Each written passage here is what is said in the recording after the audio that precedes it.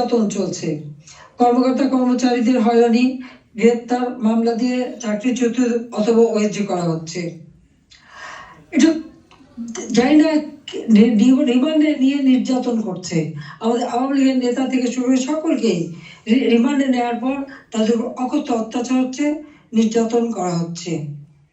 চরম মানবাধিকার লঙ্ঘন চলছে বাংলাদেশে, চরম একটা ফ্যাসিস্ট সরকার। আমার বিরুদ্ধে কথা বলা হয় আমি নাকি ফ্যাসিস্ট ছিলাম, আমি নাকি স্বৈরাচারী ছিলাম। তা আমি একটা প্রশ্ন করি, আমার সময় তো সংবাদপত্র, টেলিভিশন, রেডিও, সোশ্যাল মিডিয়া সবই তো সম্পূর্ণ স্বাধীনতা ভোগ করেছে। যার যখন যেরকম আলোচনা করা দরকার করেছে, টক শোতে যত রকমের সমালোচনা করা তারা করেছে। রেডিও, টেলিভিশন, সংবাদপত্র সবই তো স্বাধীন ছিল। কই এখন তো তারা কোনো নিউজ দিতে পারে না। প্রত্যেক জায়গায় ইউনুস তো নিজেই একটা মাস্টার মাইন্ড খুনি, তার এজেন্ট সব জায়গায় আছে। প্রত্যেক জায়গায় তারা ঠিক করে দেয় কোন সংবাদ যাবে, কোন সংবাদ যাবে না। এই যে বাংলাদেশে এত ঘটনা ঘটে যাচ্ছে, প্রায় 1 কোটির মতো প্রতিষ্ঠান শুধু অগ্নিসংযোগ করে ধ্বংস করা হয়েছে। ইন্ডাস্ট্রি, হোটেল, 5 স্টার হোটেল থেকে শুরু করে কোনো কিছু বাদ যায় নাই তাদের আক্রমণ থেকে। কেউ কি কোনো একটা নিউজ দিতে পেরেছে? কেউ কি কোনো সংবাদ দিতে পেরেছে? কেউ কি বিচার চাইতে পেরেছে?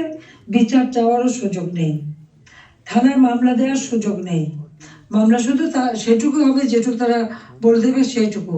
ন্যায় বিচার পাওয়ার অধিকার মানুষের নাই।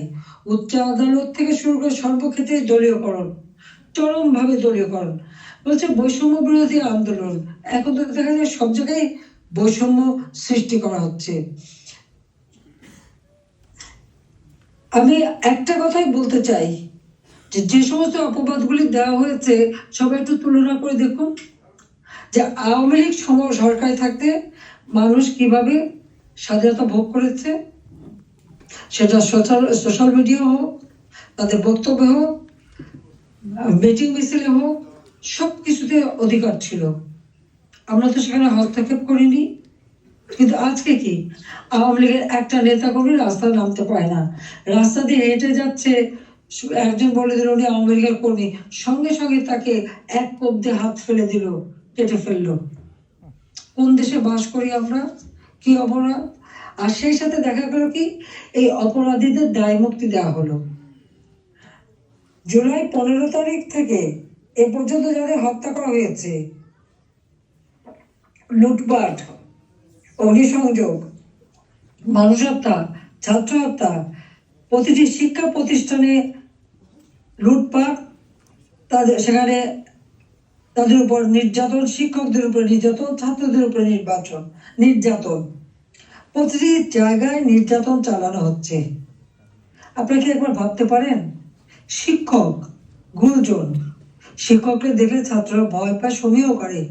আর আমরা কি দেখলাম আমাদের নোবেলের আমলে? আমরা দেখলাম ছাত্ররা শিক্ষকদের অপমান করছে, অধ্যক্ষকে পদ থেকে